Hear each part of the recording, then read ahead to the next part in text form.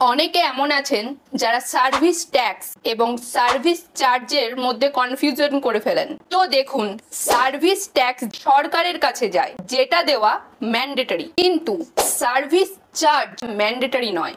ধরুন আপনি কোনো রেস্টুরেন্টে গেছেন এবং সেখানে এক্সট্রা কোনো সার্ভিস নিয়েছেন, যার জন্য তারা আপনার বিলে সেই সার্ভিস চার্জ অ্যাড করে দেয়। তো যদি আপনার সার্ভিস ভালো লেগে থাকে তাহলে চাইলে আপনি এটার জন্য পে করতে পারেন, আর যদি আপনি সার্ভিস চার্জ পে করতে না চান তাহলে আপনি মানা করে দিতে পারেন। তারপরেও যদি তারা সার্ভিস চার্জ বিল থেকে না হাঁটায় তো ওই টাইমে তো আপনি পে করে দিন, কিন্তু তারপর আপনি ওই বিল নিয়ে কনজিউমার ফোরামে চলে যান এবং তার বিরুদ্ধে কমপ্লেন ফাইল করে দিন। বা আপনি অনলাইনেও এই টোল ফ্রি নাম্বারে কল করে কমপ্লেন ফাইল করতে পারেন।